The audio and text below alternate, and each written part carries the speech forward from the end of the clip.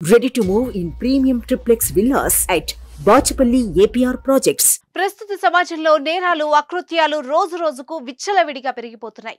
ప్రజల మాన ప్రాణాలకు రక్షణగా ఉండాల్సిన ఓ రక్షక భటుడే దారుణానికి ఒడిగట్టాడు. చట్టాన్ని కాపాడాల్సిన పోలీసే ఆ కుటుంబం పాలిట కాలయముడయ్యాడు. మొదట బాలిక తల్లితో సహజీవనం చేస్తూ వావి వరుసలు మర్చిపోయి కూతుర్లా చూసుకోవాల్సిన బాలికపై మనసు పడి అసభ్యంగా ప్రవర్తించడంతో కటకటాల పాలయ్యాడు.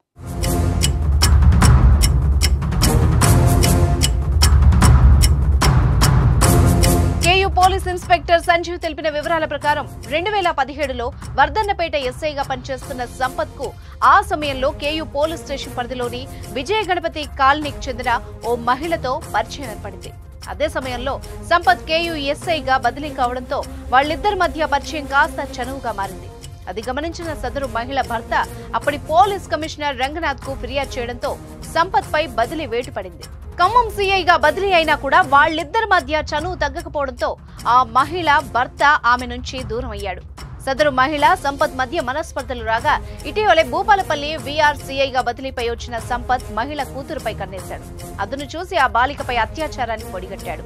అత్యాచార విషయాన్ని బాలిక తల్లికి చెప్పడంతో ఆమె కేయూ పోలీస్ స్టేషన్ లో ఫిర్యాదు చేసింది. తన కూతురుతో అసభ్యంగా ప్రవర్తించడమే కాకుండా మైనర్ బాలికపై లైంగిక దాడికి ప్రయత్నించాడని ఆ తల్లిచ్చిన ఫిర్యాదు మేరకు సీఐ బండార్ సంపత్ పై కేయూ పోలీసులు పోక్సో కేసు నమోదు చేసి అరెస్ట్ చేసి రిమాండ్కు తరలించారు.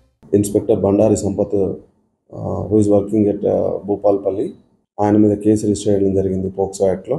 ఆ కేసు రిజిస్టర్ అయిన తర్వాత ఇన్వెస్టిగేషన్ చేస్తూ ఆయన నిన్న కస్టడీలో తీసుకోవడం జరిగింది. సో దాని మీద ఎంక్వైరీ కూడా ఇంకా నడుస్తుంది. సో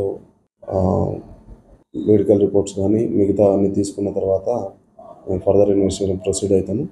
ఈరోజు అతన్ని కోర్టుకు తరలించడం జరుగుతుంది.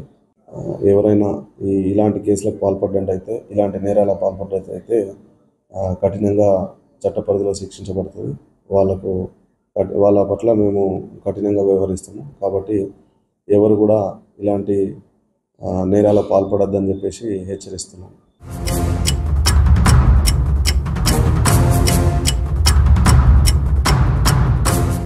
సుమన్ టీవీలో మీ పర్సనల్ అండ్ బిజినెస్ ప్రమోషన్స్ కోసం కింది నెంబర్కి కాంటాక్ట్ చేయండి.